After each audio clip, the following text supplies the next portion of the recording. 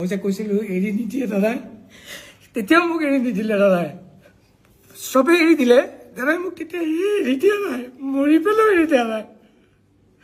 কফিলত থাকি মোৰ মানে আহিছে আৰু মোৰ কোৱা মানুহ কোনো নাই আজি, কাৰণ মোক তাতেও সোধা নাই ন কোনেও মই ক'ত যাম। মই যদি তাতে মৰি থাকিলোঁ আৰু ময়ো য'ত জুবিন দা নাই, মই জীয়াই থকাৰ কোনো উদ্দেশ্যই নাই। মোৰো এটা সৰু পোৱালি আছে, মই তাহাঁতক যে মই উত্তৰ নিদিওঁ, মোৰ হৈ কোনে উত্তৰ দিব যে সি কেনেকৈ মৰিল। মই দাদাৰ হৈ যিখিনি জানো কৈছোঁ ইঞ্চিডেণ্টটো, মই কেনেকৈ মৰিলোঁ কোনে ক'লে হয় ইঞ্চিডেণ্টটোত। মোৰ ঘৰখনক মই তাত যদি মৰি থাকিলোঁ হয়, 3 দিন নোখোৱাকৈ আছোঁ, মোৰ যদি ষ্ট্ৰক হৈ গ'ল হয়, মই 46 এজৰ মানুহ এটা, মোৰ ঘৰখনক কোনে ক'লে হয় সেইখিনি টাইমত আপোনাৰ মানুহজন কেনেকৈ মৰিল, মোৰতো কোনো কিয় নাই। কিন্তু মই তেতিয়া ভাবিলোঁ দাদাই সদায় কয় মই আছোঁ নহয়, মোক বহুত দিন আগতে কৈছিল। মোৰ আজি দাদাৰ লগত নিয়েৰ এবাউট 16-17 বছৰৰ ৰিলেশ্যন, কিন্তু মই কোনো মেনেজমেণ্টত নাই, মই অকল মিউজিকতে আছোঁ। মই কোনো এক্টিঙত নাই, কোনো প্ৰমোশ্যনত নাই, কোনো ফুটবল খেলাত নাই, মোক কোনো দেখা নাপায় তাত।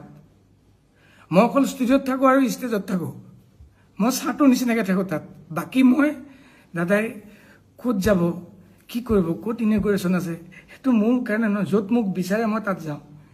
দাদা যেতিয়া মই দেখা পালোঁ দাদাক কফিনত আছে, মোৰ এনেকুৱা লাগিছে দাদাই মোক ইয়ালৈকে লৈ আহিছে, কাৰণ মোৰ ইয়াত কোনো নাই। লনিমাক দাদাই কয় নহয় তই মোৰ নিজৰ বন্ধুৰ নিচিনা, তোৰ শেখৰক মই গতালোঁ, সেনেকুৱা টাইপ মোৰ ফিল হৈছে। এতিয়া মোক কোনোবাই মাৰি পেলালেও মোৰ কথা নাই। নমস্কাৰ, মই চক্ৰপাণি পৰাশৰ। খুব দুখত আছোঁ, খুব বেদনাত আছোঁ আমি সমগ্ৰ অসমবাসী। আৰু তাৰ মাজতেই মই এজন বিশেষ ব্যক্তিৰ ঘৰলৈ আহিছোঁ, লগ কৰিবলৈ আহিলোঁ তেখেতক। আৰু এটা বিশেষ ফেচবুক পোষ্ট ভাইৰেল হৈ আছে, অনুপম চক্ৰৱৰ্তী সাংবাদিক অনুপম চক্ৰৱৰ্তীৰ পেজৰ পৰা ভাইৰেল হৈছে। আৰু সেই তাত কিছুমান কথা কোৱা হৈছে, যিবিলাক কথা শেখৰ গোস্বামীয়ে কৈছে। আৰু বৰ্তমান সময়ত মই শেখৰ গোস্বামীক লগ কৰিবলৈ আহিছোঁ। মোৰ লগত আছে শেখৰ দা। শেখৰ দা নমস্কাৰ। সকলোৱে গম পাইছোঁ, সকলো কথা চলি আছে। মই কেইটামান কথা ডাইৰেক্ট আপোনাক সুধিবৰ বাবে আহিছোঁ। প্ৰথম কথা, এই যিটো আপোনাৰ পোষ্ট হোৱাটছএপত যিখিনি আপুনি কথা পাতিছিল, এইখিনি কাৰ লগত পাতিছিলে আপুনি? সেইটো আমাৰ আমাৰ ফেন ক্লাবৰ প্ৰেচিডেণ্ট জুবিন দা ফেন ক্লাবৰ, সি মেছেজ কৰিছিল।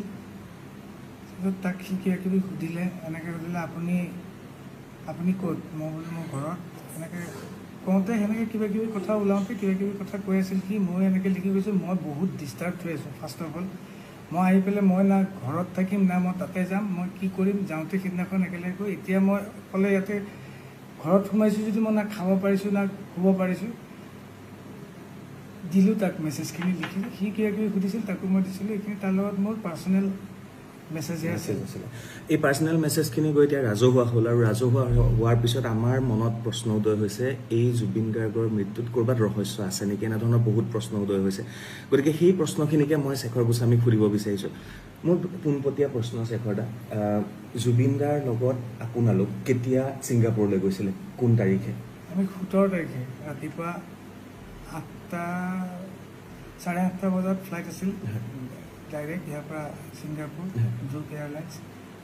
ঘৰৰ পৰা মই 5:30 নে 6 বজাত ওলাই গ'লোঁ, যাই পেলাই তাতে পাইছোঁ। তাৰপিছত দাদা আহিছে, সেইদিনাখনে গৈছিলোঁ। আৰু তাত গৈ অনুষ্ঠান কোনদিনা আছিলে? তাত অনুষ্ঠান 20 তাৰিখে আছিল, 21 তাৰিখে আমাৰ ৰিটাৰ্ণ আছিলে। তাত গৈ পেলাই তাত কি হৈছিলে গোটেই ঘটনাটো ক'ব নেকি? আৰু মই জনামতে সেইদিনা আপোনালোক সাঁতুৰিছিলে, কোনোবাই কৈছে স্কুবা ডাইভিং হৈছিলে, কোনোবাই কৈছে সাঁতুৰিছিলে, কোনোবাই নাও লৈ গৈছিলে। প্ৰথম পৰ্যায়ত গোটেই কথাখিনি খেলি মেলি হৈ আছিলে। প্ৰপাৰ কথাখিনি শেখৰ দা আপোনাৰ মুখেৰে জানিব বিচাৰিছিলোঁ, সেইদিনা গোটেই ঘটনাটো কি হৈছিল, আপোনালোক ক'ত আছিল, কিয় তালৈ গ'ল, কি কাৰণে যাবলগীয়া হ'ল, আৰু কেইবাটাও প্ৰশ্ন মই গোটেইখিনি সুধিম আপোনাক। একচুৱেলি সেইখিনি প্ৰথম আৰম্ভ কৰিছোঁ। আমি গৈ তাতে হোটেল দুপৰীয়া 3টামান বজাত পালোঁগৈ, 3-3:30 বজাত।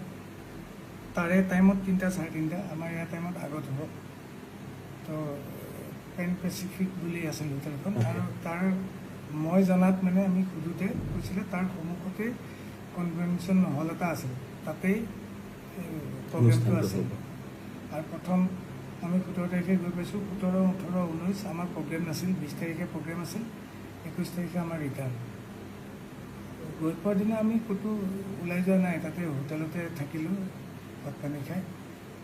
পিছদিনাখন কোনোবা তাতে আমাৰ ইউনিভাৰ্ছ ষ্টুডিঅ' থাকে ন, কিবা যে এইবিলাক ষ্টান টান থাকে, তাতে আমাৰ লগত যোৱা বাকী দুজন এনেকৈ ফুৰিবলৈ গৈছিল। মই আগতেও জুবিন দা, বৌ, মই, আমি আমাৰ গোটেই টীম আগতেও যোৱা 7-8 বছৰ আগত এবাৰ গৈ আহিছোঁ ছিংগাপুৰ আছাম এছ'চিয়েশ্যনৰ অনুষ্ঠানত। সেইকাৰণে মোৰ এফালে দায়িত্ব আছিল, মই তাতে বেছিদিন আগত গম পোৱা নাছিলোঁ ছিংগাপুৰ যাম বুলি। ঘপককৈ প্ৰিপেয়াৰ হ'ব লগা হ'ল। তাৰপিছত মই প্ৰথমে গম পোৱা নাছিলোঁ মই অকলে যে যাম। দুদিনমান আগতেহে গম পাইছিলোঁ মই অকলে যাম। তো দাদাই এতিয়া কি গাব আগদিনালৈকে আমি ৰৈ ৰৈ বিনালে চিনেমাৰ কামেই কৰি আছিলোঁ। মই ঘৰত ৰাতি 2-1:30 বজাত আহিছোঁ। দাদাই এতিয়া কৈছোঁ তয়ে যাবি, তয়ে বজাব লাগিব বুলি যে ক'লে, মই নিজে প্ৰিপেয়াৰ হোৱা নাছিলোঁ।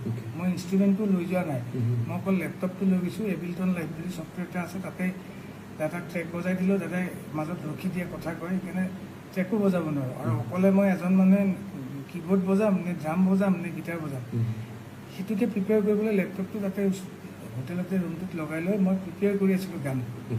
দাদাক সুধিছিলোঁ কি কি গান গাব। দাদাই মোক কৈছিলে তাতে যোৱাৰ দিনা এইটো ভূপেন হাজৰিকাৰ গান এটা দি অনুষ্ঠানটো আৰম্ভ কৰিব বুলি কৈছিলে। কিবা অনুষ্ঠানটো ভূপেন হাজৰিকাৰ নামতটো আছিল উৎসৰ্গিত।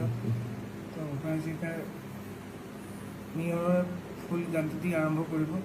সেইটো গানৰ কাৰণে মই তাৰে লোকেল অসমীয়া মানুহ এজনৰ পৰা মই কীবৰ্ড এখন বিচাৰিছিলোঁ। তেওঁ আনি মোক হোটেলত দিছিল। হোটেলত মই কীবৰ্ডখন লৈ মই কৰ্ড লাইনখিনি ওলাই আছিলোঁ। আৰু দাদাক পাৰিলে, দাদা খোৱাৰ পৰা উঠিলে এবাৰ ৰুমলৈ আহিলে, দাদাক এবাৰ বহি পেলাই দুয়োটাই চাম, দাদাকো কৈ থৈছিলোঁ। দাদাই কৈছে হ'ব, তাতে আমি 3 দিন থাকিম নহয়, তাতে চাই ল'ম, হৈ যাব, বেছি গান গাব নালাগে, 2-3টা গান গাম।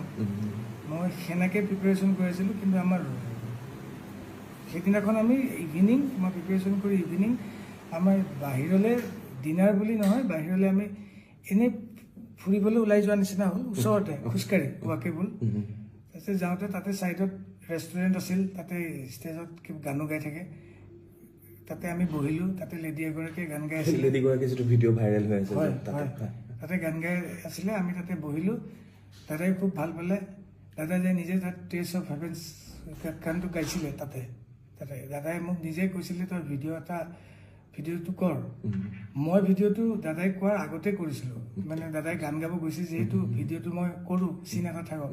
দাদাই কৈছে ভিডিঅ'টো যদি কৰিলি আৰু 2টামান ক্লিপ লৈ পেলাই অসমত কাৰোবাক দি দে আৰু চবকে বজাব দে, আৰু তলত লিখি দিব দিবি 31 অক্টোবৰ ৰৈ ৰৈ বিনালে ৰিলিজ হ'ব, সেইটো যাতে দিয়ে।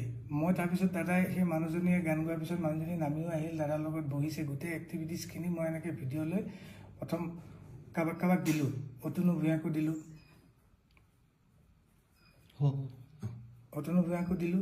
অতনু দাক। তাৰপিছত মই লিখিও দিছিলোঁ সেইটো, যে দাদাই কৈছে ফাৰ্ষ্ট আপোনাকে দিছোঁ, এনেকৈ কৈ বজাব দিছে। বহুত ভালকৈ গ'ল টাইমটো, 2 ঘণ্টামান সময় ধুনীয়াকৈ গান গালে। দাদা বহুত হেপী। আৰু সেই মানুহজনীকো মাতিছে নিজৰ, কৈছে কি মোৰ কালি এটা অনুষ্ঠান আছে, আপুনি কালি নহয় পৰহিলে আপুনি যদি পাৰে আহিব। সেই প্ৰগ্ৰেমটোৰ কাৰণে, সেই গানৰ অনুষ্ঠানটোৰ কাৰণে কোন কোন গৈছিলে তাতে জুবিন দাৰ লগত? মানে সেই যে খোজকাঢ়ি যে ওলাই গৈছিলে আপোনালোক? আমি গোটেইকেইজন, আমি 5জন।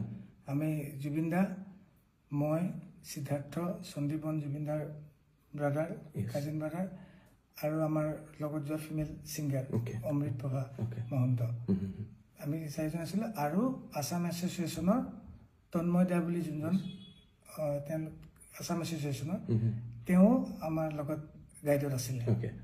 তাৰপিছত আপোনালোক ঘূৰি আহিলে? তাৰপৰা ঘূৰি আহিলোঁ, আহি হোটেলত ডিনাৰ কৰিলোঁ, কৰি পেলাই শুলোঁ। আপোনালোকৰ ৰুম বেলেগ বেলেগ, জুবিনদাৰ ৰুম বেলেগ, আপোনাৰ ৰুম বেলেগ? 33 ফ্ল'ৰ। আৰু আমাৰ মোৰ আৰু সিদ্ধাৰ্থৰ ৰুমটো আছিল 30 নম্বৰ ফ্ল'ৰ, আৰু সন্দীপনৰ ৰুমটো আছিল 24 নম্বৰ ফ্ল'ৰত। আৰু গোটেইকেইটাৰ ফ্ল'ৰত আমাৰ যাবলৈ এক্সেছ নাছিল। মই মোৰ কাৰ্ডখন দি অকল মোৰ ফ্ল'ৰতহে যাব পাৰোঁ, ডিনাৰলৈ আহিব পাৰোঁ আৰু ওপৰলৈ যাব পাৰোঁ, কিন্তু বাকী ফ্ল'ৰত এক্সেছ নাই। দাদাও আহিব নোৱাৰে, আমিও যাব নোৱাৰোঁ। কিন্তু পিছত তলত লগ হৈ আমি একেলগে নিজৰ ফ্ল'ৰত যাব পাৰোঁ, কিন্তু নিজে মন কৰিলে যাব নোৱাৰোঁ তাতে। তাৰপিছত আহি শুলোঁ। দাদা অকলে আছিলে তাত? দাদা অকলে আছিল। দাদা অকলে আছিল দাদাৰ ৰুমত, মোৰ লগত সিদ্ধাৰ্থ আছিল, সন্দীপন অকলে আছিল। এনেকৈ আহি ডিনাৰ কৰি শুলোঁ। খালি দাদাই কৈছিলে কাইলৈ আমাৰ প্লেন এটা আছে,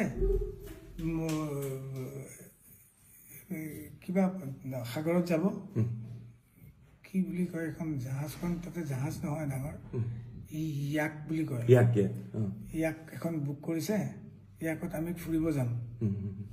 সেইটো 19 তাৰিখৰ কথা, 18 তাৰিখৰ কথা, কিন্তু 19 তাৰিখৰ প্লেন। অ'কে। 18 তাৰিখে ৰাতি কৈছিল, আমি এই ঘূৰি পকি সেই প্ৰগ্ৰেমটোৰ পৰা অহাৰ পিছত। তাৰপিছত আমি কিছু হ'ব, তাৰপিছত ৰুমত যাই শুলোঁ। কেইটা বজাত যাম, ৰাতিপুৱা যাম, যেতিয়া উঠিম যাম। তাৰপিছত দাদা উঠোতে দেৰিয়ে হয়, আমাৰো উঠোতে দেৰি হৈছে, 12:30মান বাজি গৈছে। 1টামান বজাত তলৰ পৰা আমাৰ আছাম এছ'চিয়েশ্যনৰ তন্ময়দা, তাৰপিছত অভিমন্যু দা বুলি দাদা এজন আছে, তেওঁলোক আহি ৰখি আছিল গাড়ী লৈ। তেওঁলোকে মাতিছে, তললৈ আহিছোঁ। অলপ পিছত দাদাও আহিছে, সন্দীপন আহিল, সিদ্ধাৰ্থ আহিল, অমৃত বাবাও আহিল। তেওঁলোকে গাড়ী এখন বুক কৰি আমাক লৈ গৈছে। তাৰপৰা 10 মিনিটছ ডিষ্টেঞ্চ। তেতিয়া মানে 1:15-1:30মান বাজিছে আৰু।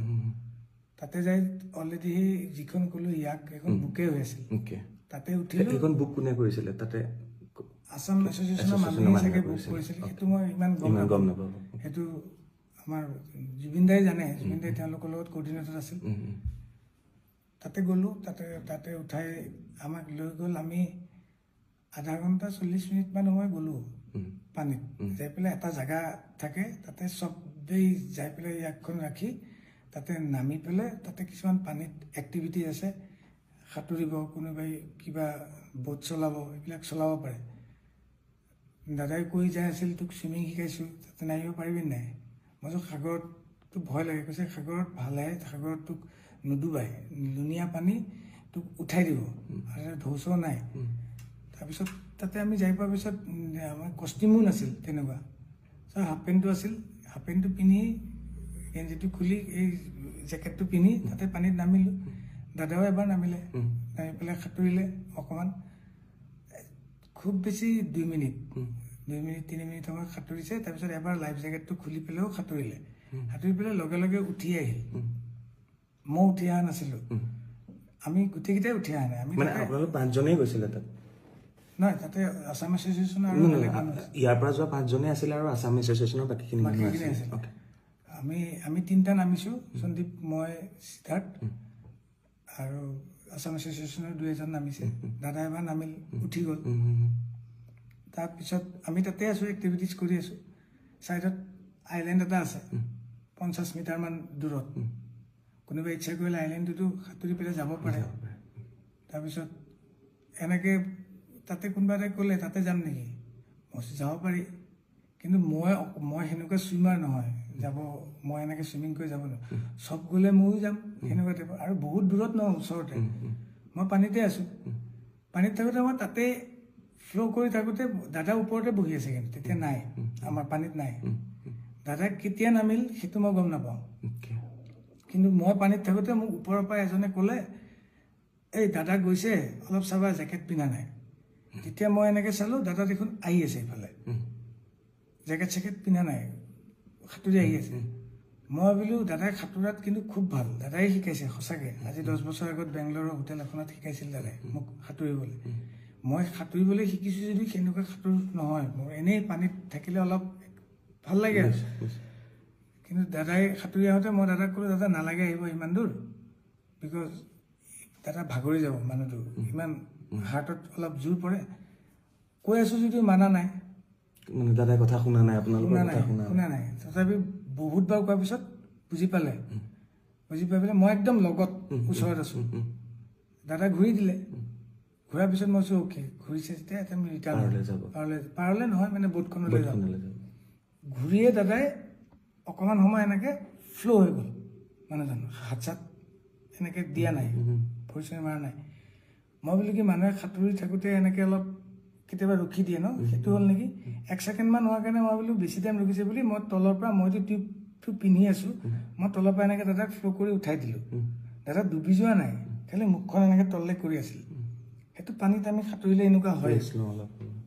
মই উঠাই দিওঁতে দাদাই এনেকৈ দি পেলাই মুখেদি এনেকৈ বগা পানী আৰু নাকেদি বগা পানী অলপ ওলাই গ'ল।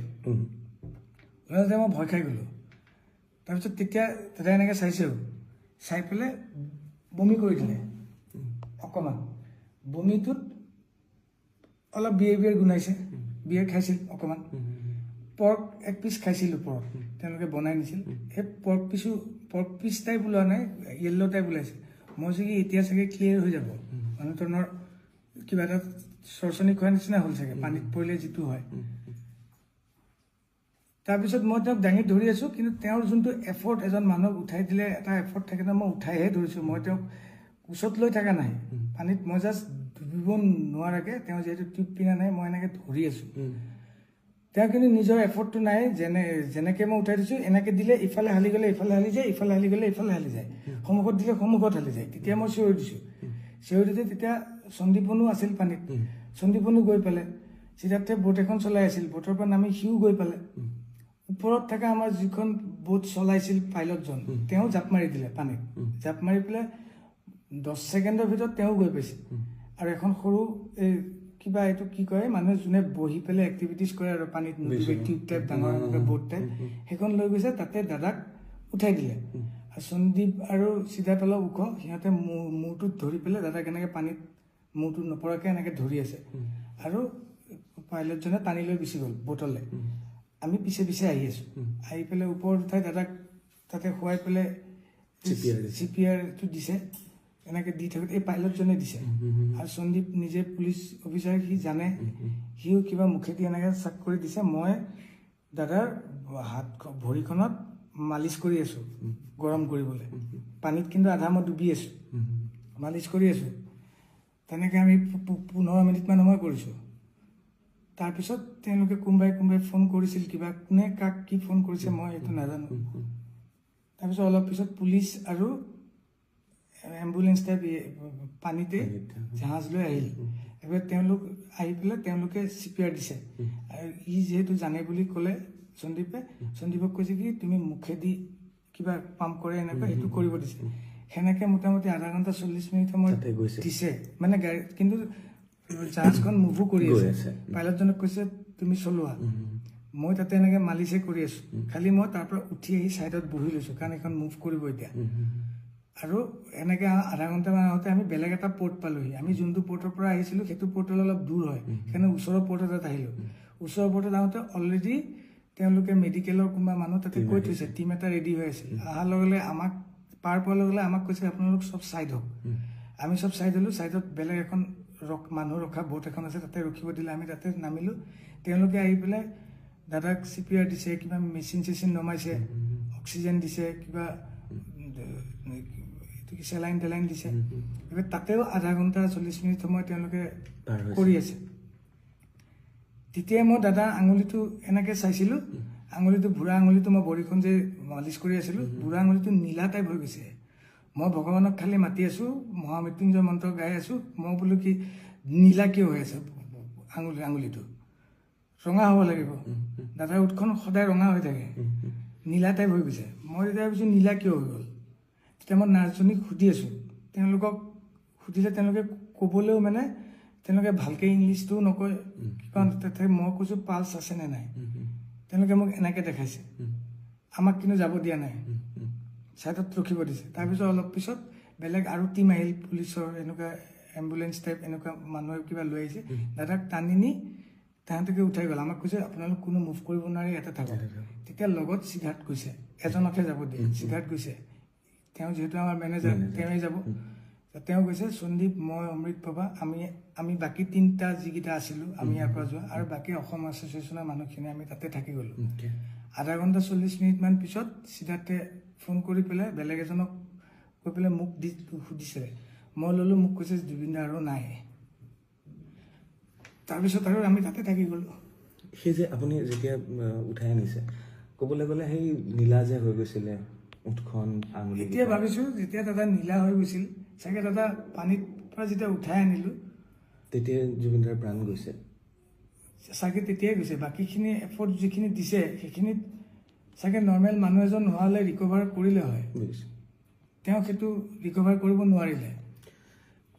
তাতে কিছু সময় গ'ল সেইকাৰণে এতিয়া 2 নম্বৰ কথা মই সুধিব লাগে এইখিনি প্ৰশ্ন সেইকাৰণে আপোনাক সুধিছোঁ তাতে এটা ভিডিঅ' ভাইৰেল হৈ আছে যেতিয়ালৈকে জুবিন দাই এখন কিবা উঠিবলৈ বিচাৰিছে তাৰপিছতে ভিডিঅ'টো সিমানতে কটা গৈছে তাৰ পিছৰ ভিডিঅ'খিনি নাই সেইখিনি ভিডিঅ' ক'ৰবাত কাৰোবাৰ লগত আছে নেকি সেইটো ভিডিঅ' তাৰে কোনোবা মানুহে কৰিছিল আমি তাতেতো পানীতে আছোঁ আমিতো ভিডিঅ' কৰা নাই প্ৰথমবাৰ যোনটো ভিডিঅ' মই চাইছোঁ এতিয়া ওলাইছে যে তাতে মানুহজন এনেকৈ ষ্টিফ হৈ পৰি গৈছে কোনোবাই কৈছে তেওঁ ষ্টিফ হৈ পৰি যোৱা নাই এই যোনটোত এনেকৈ উঠিব গৈছিল সেইটোত কোনো পানীৰ পৰা এনেকৈ ডাইৰেক্ট উঠিব নোৱাৰে তাত কাৰণ প্ৰেছাৰটো নাথাকে সেইটোত ধৰিলে এনেকৈ উল্টিয়ে যাব দাদা উল্টি গৈ পেলাই এনেকুৱাকৈ শুই যোৱা নিচিনা হ'ল শুই যাওঁতে মই কিন্তু পানীত নাই যদিও পানীত আছোঁ মই এখন অৰেঞ্জ কালাৰ তাতে মই বহি আছিলোঁ মই মানে দাদা যেতিয়া পানীত অকলে এক্টিভিটিজ কৰি আছে তেতিয়া মই বহি চাই আছোঁ বোলো মানুহজনে ক'ৰবাত মিষ্টেক হ'বও পাৰে কাৰণ সন্দীপ আৰু সিদ্ধাৰ্থ তেতিয়া পানীতে আছে দাদাৰ লগতে আছে তথাপি মই অবজাৰ্ভ কৰি আছোঁ কিবা ক'বও পাৰে কিবা মই দাদাকে চাওঁচোন দাদাই কি কৰে দাদাই যিহেতু মোক চুইমিং শিকাইছে দাদাই তেতিয়া কি কৈ আছিলে দাদাই তেতিয়া এনেকৈ শুই পেলাই কৈ আছে ইয়াতে নুডুবতো খুব ভাল লাগে শুই থাকিব পাৰি একদম এনেকৈ মানুহে ইয়াত ভাবিছে সেইখিনি টাইমত দাদাৰ কিবা হ'ল বুলি আচলতে মানে তাৰপিছত দাদা আকৌ মুভ হৈছে ভিডিঅ'টো কটা গৈছে দাদা মুভ হৈ চুইমিং কৰিছে চুইমিং কৰি জেকেটটো খুলিছে খুলি পেলাই 10 ছেকেণ্ডমান আকৌ সাঁতুৰি তেতিয়া সন্দীপন দাদাহঁতে একেলগে ফটো উঠিছে তাতে পানীতে ফটো উঠি দাদা আহি ওপৰত উঠিল বহিল দাদা ওপৰত উঠি তেতিয়া বহি আছে সেইটোৰো ভিডিঅ' তেওঁলোকৰ হাতত আছে দাদা যে ওপৰত আহিল বহিল তেওঁলোকৰ তাত নিশ্চয় থাকিব গোটেইখিনি যদি কৰিছে তাৰপিছত আমি কিন্তু পানীতে আছোঁ মই পানীত আছোঁ সন্দীপনো ওপৰত আহিছে দাদাৰ লগত তাৰ পিছৰবাৰ যেতিয়া দাদাই গ'ল তেতিয়া সন্দীপনো গৈছে আৰু আছাম এছ'চিয়েশ্যনৰ মানুহ এজনো লগত গৈছে কিন্তু দাদাই তেতিয়া জেকেট পিন্ধি যোৱা নাছিল তেতিয়া কিন্তু মই অলপ দূৰত আছোঁ পানীত ইফালে চাই থকা নাছিলোঁ এজনে কৈ দিলে মই তোমাক যে ক'লো এজনে কৈ দিলে যে দাদা জেকেটটো নিপিন্ধাকৈ গৈছে তেতিয়া মই চাইছোঁ দাদা জেকেট নিপিন্ধাকৈ আহিছে তেতিয়া মই দাদাক ৰিটাৰ্ণ কৰিবলৈ ট্ৰাই কৰি আছোঁ ৰিটাৰ্ণ কৰিছোঁ তাৰপিছতে দাদা ফ্লট হ'ল তাৰপিছত ঠাইত আনিলোৱে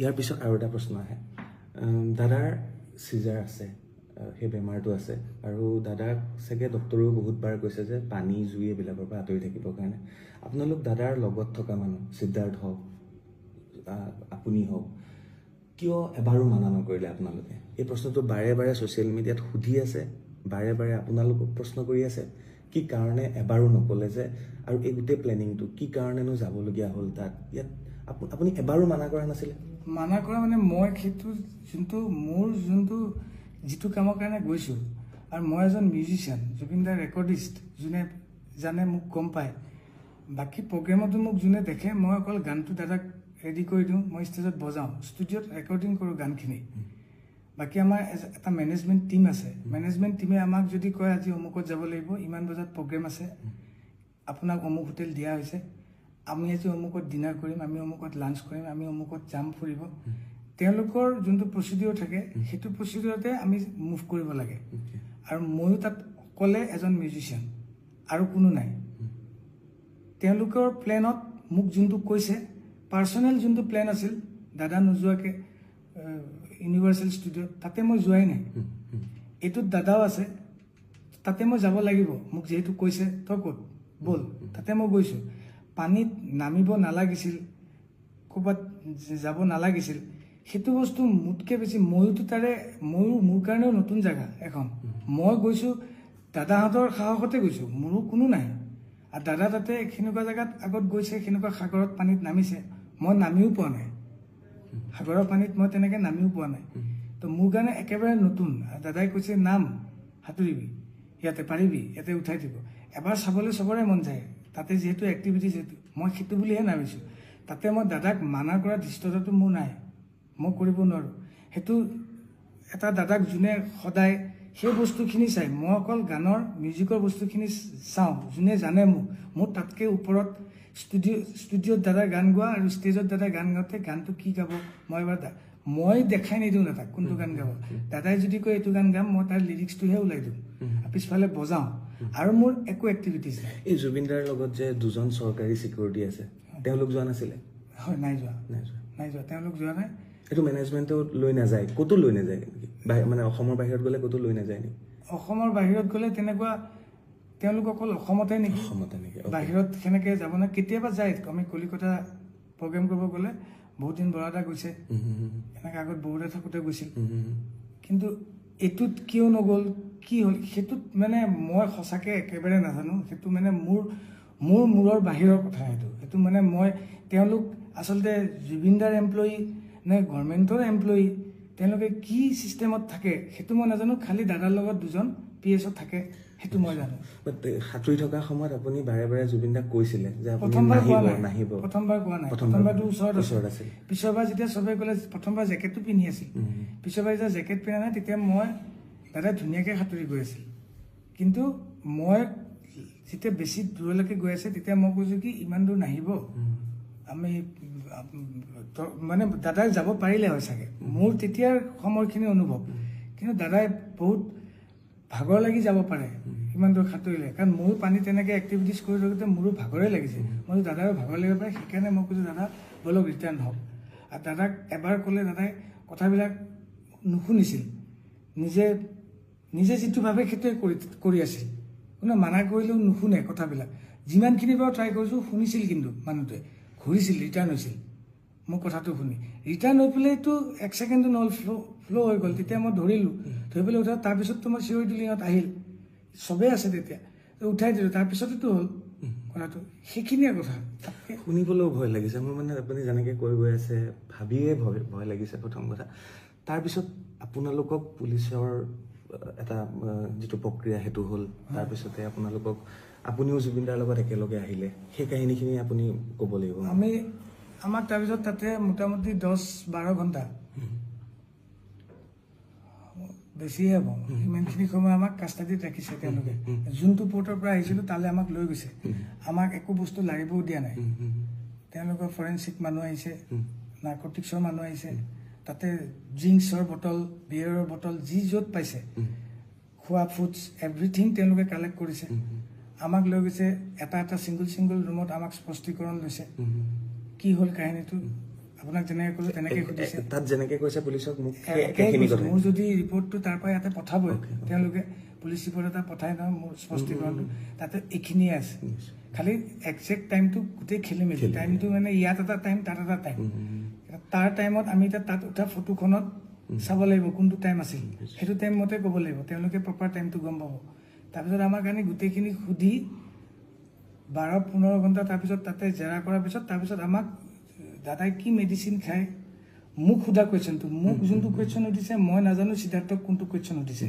সন্দীপনক কোনটো কুৱেশ্যন সুধিছে অমিত প্ৰভাক কোনটো কুৱেশ্যন সুধিছে বাকীখিনি মানুহক কি কুৱেশ্যন সুধিছে মোক সোধা মানুহজনে মোক সুধিছে তেওঁ সোধা মানুহজনে তেওঁক সুধিছে মোক সুধিছিল জুবিনদাই ড্ৰিংকছ লয় নেকি মই কৈছোঁ লয় তাৰপিছত কৈছে জুবিনদাই ড্ৰাগছ লয় নেকি মই কৈছোঁ নলয় স্মোক কৰে নেকি মই কৈছোঁ নকৰে তেওঁ বেয়া পায় তেওঁ কিবা মেডিচিন লয় নেকি তেওঁৰ বেমাৰৰ মই কৈছোঁ মেডিচিন লয় কি মেডিচিন লয় মই কৈছোঁ মই সেইটো নাজানো খালি জানো মেডিচিন লয় তেওঁৰ কিবা আগত হিষ্ট্ৰী আছে নেকি মই কৈছোঁ চিজাৰ আছিল চিজাৰ আছে 5 টাইমছ মান হৈ গৈছে চিজাৰ 2017-18 মানৰ পৰা আছে পাছ এইখিনি তাৰপিছত আৰু গোটেই কাহিনীটো এনেকৈ সুধিছে সেইখিনি ভিত্তিত তেওঁলোকে আমাক হোটেলত লৈ গৈ হোটেলত দাদা থকা ৰুমটো টোটেল নাৰ্কটিক্সে চেক কৰিছে কৈ পেলাই তাতে যি মেডিচিন পাইছে সেই মেডিচিনখিনি তেওঁলোকে লৈ আহিছে আহি পেলাই তেওঁলোকে ৰিপৰ্টত নিশ্চয় লিখিব আৰু সেই মেডিচিনটো কি মেডিচিন খায়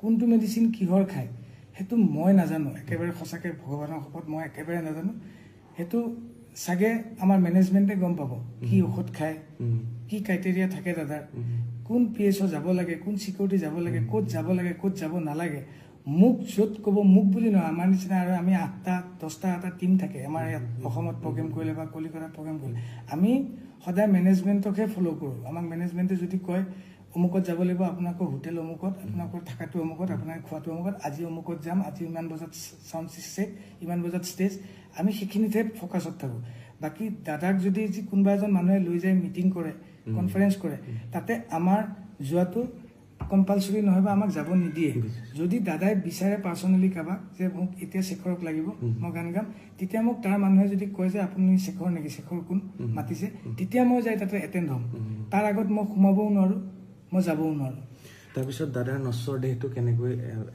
তাত তাৰপিছত হস্পিটেলত তাৰপিছত আপুনি কেনেকৈ আহি দাদাৰ লগত একেলগে যিহেতু আপুনি গুৱাহাটী পালে হস্পিটেলৰ পৰা যিহেতু ৰিজাল্টটো দিলে তাৰপিছত এতিয়া তাতে এক্সামিন হ'ব কিন্তু হেৰি পোষ্টমৰ্টম কৰাৰ কথা নাছিল আমাক তাতে গোটেই চেক কৰাৰ পিছত জেৰা কৰাৰ পিছত কিবা ৰিপৰ্ট এটা ওলাইছে তেওঁলোকে NOC দিব লাগিব নহ'লে আমাক তাতে কিবা যদি ছাছপিচিয়াছ পালে হয় তেওঁলোকে তাৰ পৰা NOC নিদিয়ে ছিংগাপুৰ গভৰ্ণমেণ্টে মই জানাত তাৰপিছত তেওঁলোকে NOC দিলে দিয়াৰ পিছত এতিয়া আমি বডিটো মানে দাদাক আমি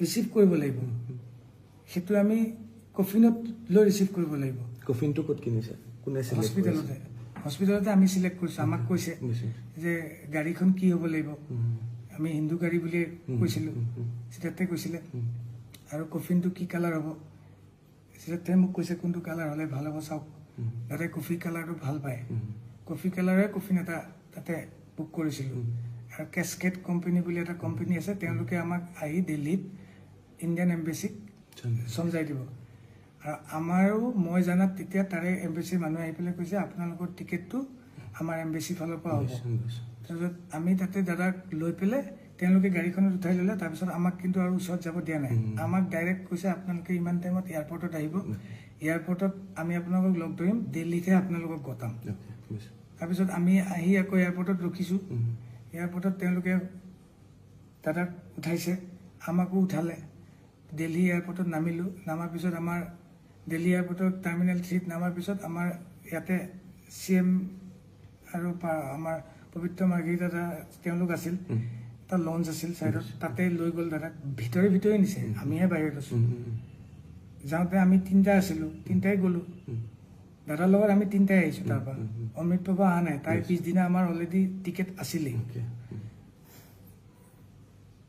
তাৰপিছত আমি তাতে ৰখিলোঁ তাৰপিছত CM দাদাকটো ভিতৰত লৈ গ'ল তেতিয়া ভিতৰৰ পৰা মানুহ এজনে আহি সুধিছে সন্দীপন গাৰ্গ কোন সন্দীপন গাৰ্গ দাদাৰ কাজিন ব্ৰাদাৰ সি কৈছে কি মই আপুনি ভিতৰত যাওক ময়ো গ'লোঁ লগত মোক কৈছে কি আপুনি যাব নোৱাৰে আপুনি কোন মই শেখৰজ্যোতি গোস্বামী কৈছে না আপোনাৰ নাম নাই ইয়াত অকল 1 man allowed মই হ'ব ৰখো তাৰপিছত বাহিৰতে ৰখি থাকিলোঁ CM আহিল CM সোমাই গ'ল তাৰপিছত পবিত্ৰতাক চিঞৰি পেলাই মই মাতিছিলোঁ পবিত্ৰতা মই কি কৰিম মই ক'ত যাম মোক পবিত্ৰতাই অলপ ৰখি পেলাই মোক ক'লে কি তই আছাম ভৱন যা তাতে থাক পিছত কথা পাতিম মই আছাম ভৱন যাম তাৰপিছত মই কেতিয়া ঘৰত যাম মইতো দাদাৰ লগত আহিছোঁ মইতো দাদাৰ লগত যাব লাগিব আজিলৈকে য'ত গৈছোঁ বাহিৰত মই লণ্ডন গৈছোঁ মই ডুবাই গৈছোঁ য'ত গৈছোঁ গুৱাহাটীত ক'ৰবাত দাদাৰ লগত যাম দাদাৰ লগতে আহিম আমাৰ ৰুলটো কেনেকুৱা খালি অসমত প্ৰগ্ৰেম কৰিলে দাদাৰ গাড়ীখন বেলেগকৈ থাকে মই বাহিৰৰ দেশত না মোৰ তাৰ কাৰেঞ্চি আছে হাতত মোৰ অকল পাছপৰ্টখন আছে না মোৰ টিকেট আছে মোৰ একো নাই মই গুৱাহাটীলৈ অহাৰ মোৰ কোনো টিকেট নাই একো নাই চ' মই এতিয়া কাক সুধিম দাদাও নাই দাদা কফিনৰ ভিতৰত আছে মই কাক সুধিম তেতিয়া মই সিদ্ধাৰ্থক সুধিলোঁ সিদ্ধাৰ্থ মই ক'ত যাম তেওঁ মোক ক'লে আপুনি গুৱাহাটী যাব নোৱাৰে আপুনি দিল্লীত থাকিব লাগিব নহ'লে শ্বিলং যাব লাগিব কলিকতাৰ পৰা আমি শ্বিলং যাম মই যে এইটো কিয় হ'ব মই কিয় শ্বিলং যাম মই কিয় দিল্লীত থাকিম মই ঘৰত যাম আজি দাদা নাই দাদা থাকিলে মোক চাগে কিবা এটা ক'লে হয় চবকে ই যাব লাগিব মোক কোৱা মানুহ কোনো নাই এজন মোক চাইড কৰি নি একেবাৰে ৰাস্তাটোৰ বাহিৰ পোৱালে কেনেকৈ প্ৰট'কল আছে CM আহিছে মই অকল চুটকেছটো লৈ 3 দিন একো খোৱা নাই মই তাতে ৰখি পানী বটল এটা এজন চিকিউৰিটি আনি দিলে পানী বটলটো লৈ মই ৰখি আছোঁ মই কি কৰিম মোৰ ভাবি পোৱা নাই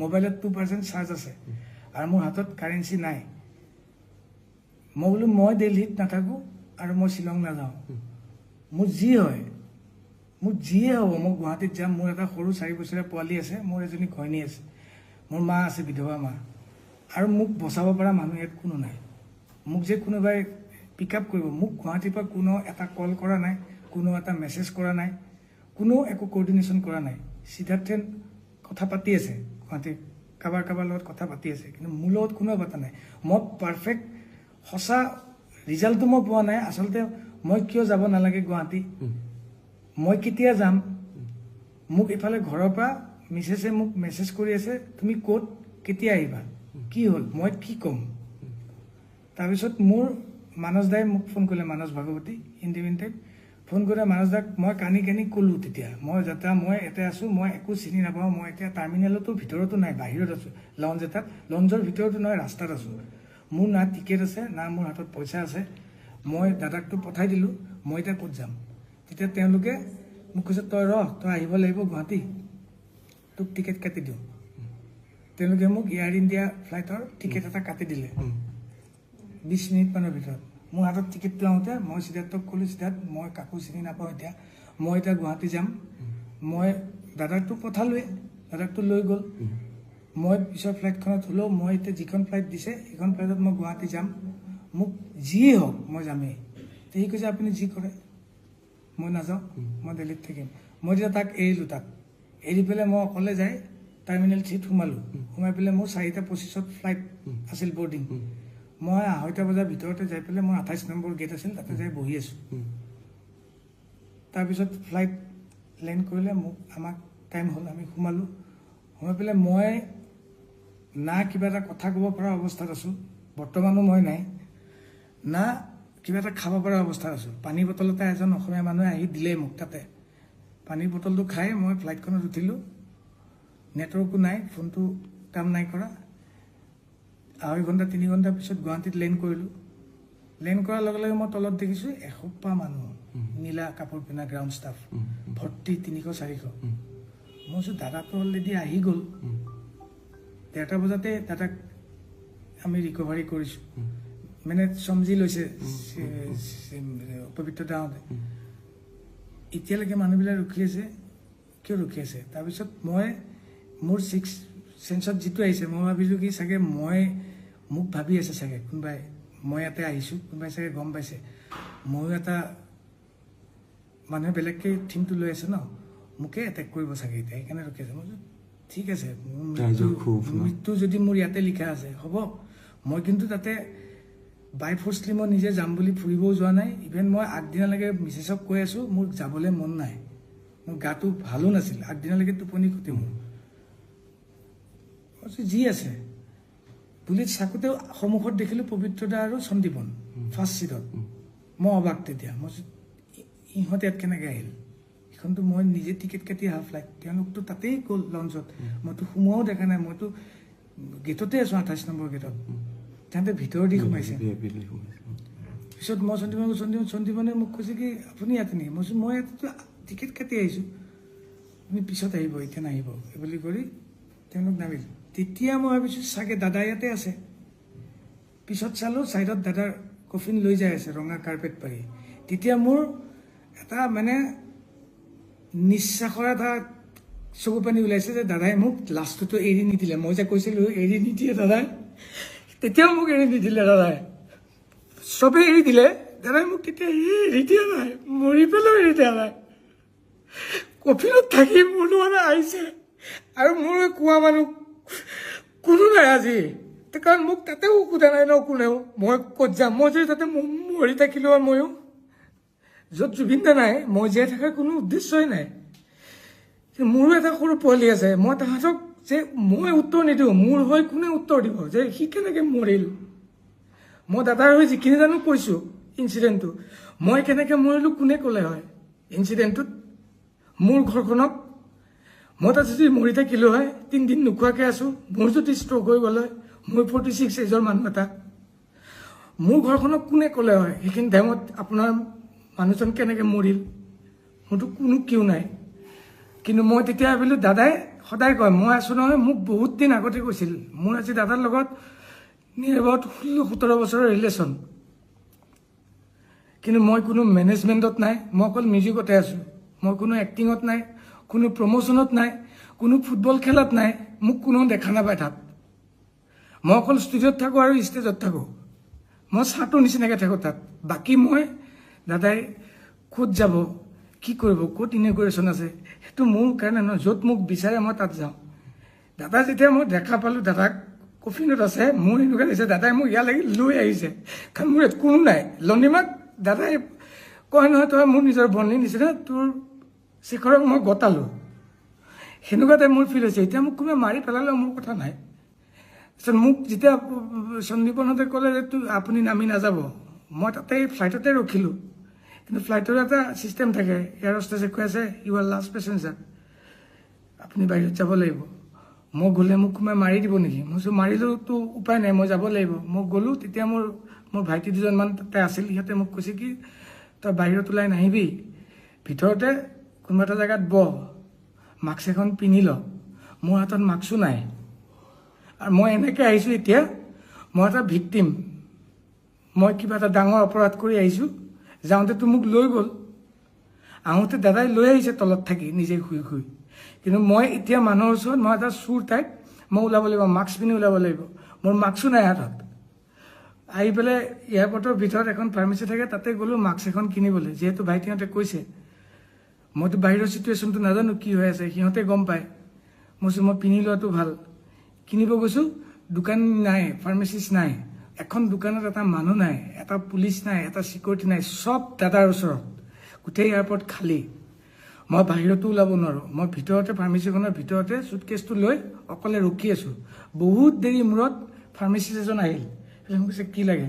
মই কৈছোঁ মোক মাস্ক এখন দিয়ক। মই মাস্ক এখন পিন্ধি তাতে মই 2 ঘণ্টা সময় বহিলোঁ ভিতৰতে। তাৰপিছত মোৰ দাদাক যেতিয়া লৈ পেলাই চব প্ৰচেছনটো গুচি আহিল, তেতিয়া মোক ভাইটিহঁতে লৈ আহি মোক ঘৰত থৈছে। তেতিয়াবা মই এনেকৈ আছোঁ। এতিয়া মই তাতে যাবও পৰা নাই। এতিয়া যাবনে তালৈ? মই কেতিয়াবা যাব বিচাৰি আছোঁ। মই দাদাক ইয়াত কেনেকৈ থাকে? মই ৰাতি 2টা বজাত মাতি দিয়ে। কোনোবাই যদি জানে, নাজানা মানুহকতো মই বুজাব নোৱাৰোঁ। মোৰ ঘৰৰ মানুহে ক'লেও এতিয়া ভুল কথা কোৱা হ'ব। মই চিম্পিতি ল'বলৈ একো কথা কোৱা নাই। মোক যেতিয়া মাতি দিয়ে, মোৰ পোৱালিৰ অসুখ থাকে, জ্বৰ থাকে, মই তেতিয়াও গুচি যাওঁ। দাদাই বৰষুণ দিলে, ধুমুহা আহিলেও মই গুচি যাওঁ। দাদা এই কষ্ট আহিলে মোক গানটো বজাই দিয়ে এবাৰ, মই শুনো। আজি মোক সেনেকুৱা কোৱা মানুহ কোনো নাই। তোৰ লগত মই সদায় আছোঁ, মোক সদায় এটা সাহস দিয়ে। বহুতে বহুত কথা ক'ব, নুশুনিবি, মই তোৰ লগত আছোঁ। আজি তেওঁৱে নাই, মোৰ লগত কোন আছে? মোৰ সৰু 4 বছৰীয়া পোৱালিটো আৰু মোৰ মিছেছ, তেওঁলোকে একোৱেই নাজানে এইটো কথা। মোক জানে, জুবিনদাৰ লগত তেওঁ গৈছে, জুবিনদাৰ লগত আহিব। আজি যদি মই ইমান জাৰ্ণি কৰিছোঁ, ৰাস্তাত যদি কোনোবা দিনা মোৰ এক্সিডেণ্ট হৈ মোৰ মাজত এক্সিডেণ্টটো হৈছিল। আমি পাঠশালা প্ৰগ্ৰেম যাওঁতে গাড়ীখন মৰিবলৈ ওলাইছিলোঁ। তেতিয়াওতো মোৰ ঘৰৰ মানুহে ইয়াতেই আছে ন। সেনেকেই প্ৰগ্ৰেমো কৰিছোঁ, কিন্তু মোৰ যোনটো ডিউটি মই সেইটো কৰিছোঁ। মোৰ দেউতা ঢুকাইছে, 3 দিনৰ দিনা দাদাৰ প্ৰগ্ৰেম আছিল, তাতো লৈ গৈছে, মই তাতো গৈছোঁ। আৰু মোৰ একো নাই কৰিবলৈ। এতিয়াতো মোৰ একোৱেই নাই। এতিয়া মই তাতো বোলে যাব নোৱাৰোঁ। মোৰ চিটনিং আছে, মোক কোনোবাই মাৰিব, মই বোলে ভিক্টিম। মোক চবে কৈছে তই নাযাবি, নোলাবি। মই ঘৰৰ পৰা দৰ্জাখন খুলি বাহিৰত যাব নোৱাৰোঁ। তেতিয়া পিকুৱে মোক যেতিয়া মেছেজ দিছিল, তেতিয়া মই তাক মোক ক'ব লগাখিনি মই তাক ভাই বুলি মই তাক মেছেজত ৰিপ্লাই দি আছিলোঁ। মই নাজানো এইটো ভুল হ'ল, শুদ্ধ হ'ল, মই একো নাজানো। মই তাক ক'ম, মই চোৰৰ নিচিনা ৰুমৰ ভিতৰত সোমাই থাকিব মই নোৱাৰোঁ। দাদাৰ চব হৈ যাব অন্ত্যেষ্টিক্ৰিয়া, মই তাৰপিছত মানুহৰ ওচৰত যাম। মই কি বুলি লৈ যাম? মই কাৰ ওচৰত যাম? মোক কোনে একচেপ্ট কৰিব? তাৰপিছত মোকতো কোনে একচেপ্ট নকৰে। মই এতিয়া কি কৰিম? মই এতিয়া আপোনালোকৰ থ্ৰুদি মই অসমৰ ৰাইজক সুধোঁ, মই কি কৰিব লাগিব এতিয়া? মই এতিয়া অসমৰ ৰাইজক ক'লোঁ এইটো কথা যে প্ৰত্যেকখন বিহু মঞ্চ, প্ৰত্যেকটো অনুষ্ঠান জুবিন গাৰ্গৰ কাষতে ড্ৰাম, কীবৰ্ড, এই সকলোবিলাক বাদ্যযন্ত্ৰ বজাই পেলাই থকা মানুহজনে হৈছে শেখৰ গোস্বামী। শেখৰ গোস্বামী এতিয়া আহি ঘৰত এনেকৈ সোমাই থাকিবলগীয়া হৈছে। যিজন শেখৰ গোস্বামীয়ে পিতৃ ঢুকোৱাৰ পিছতো 3 দিনৰ পিছতে জুবিন গাৰ্গৰ লগত গৈ পেলাই তেখেত সংগত কৰিছিলে। যিজন শেখৰ গোস্বামীয়ে এক্সিডেণ্ট প্ৰগ্ৰেম কৰিবলৈ যাওঁতে গাড়ী এক্সিডেণ্ট হওঁতে হাতত বেণ্ডেজ লৈ আকৌ গৈছিলে প্ৰগ্ৰেম কৰিবলৈ, সেইজন শেখৰ গোস্বামী জুবিন গাৰ্গৰ লগত ছিংগাপুৰলৈ গৈছিলে। তাৰ পৰা আহিলে, কি হ'ল গোটেই কথাখিনি তেওঁ ক'লে। আৰু ইয়াৰ পিছত এতিয়া তেওঁ ঘৰতেই সোমাই আছে। কাৰণ এটাই যে জুবিনদাৰ অনুৰাগীয়ে বাৰে বাৰে প্ৰশ্ন কৰি আছে, কিয় শেখৰ গোস্বামী ডাঙৰীয়া, সিদ্ধাৰ্থ আৰু তেওঁৰ লগত যোৱা আটাইকেইজনে কিয়নো এবাৰলৈও জুবিন গাৰ্গক পানীলৈ যাবলৈ মানা নকৰিলে। কিন্তু বাৰে বাৰে কৈছিলে শেখৰ গোস্বামীয়ে যে মানা কৰিছিলে, জুবিনদাই নুশুনিলে, গুচি গ'ল। ভিডিঅ'টো আগবঢ়ালোঁ আপোনালোকৰ বাবে, কাৰণ শেখৰ দাৰ লগত ঘনিষ্ঠতা এটা আছিল, জুবিনদাৰ লগত যেনেকৈ আছিল। মই তেওঁক ক'লোঁ, সুধিলোঁ আপোনাৰ কিবা ক'বলগীয়া আছে নেকি, কওক। সেইটো মোৰ দায়িত্ব এজ এ সাংবাদিক হিচাপে, আৰু এই কথাখিনি আপোনালোকলৈ আগবঢ়ালোঁ। কিবা যদি ভুল ভ্ৰান্তি হৈছে তেতিয়াহ'লে আপোনালোকে কমেণ্ট কৰক আৰু কি কৰিব লাগে শেখৰ গোস্বামীয়ে কমেণ্টতে আপোনালোকে জনাব বুলি আশা কৰিছোঁ। ধন্যবাদ।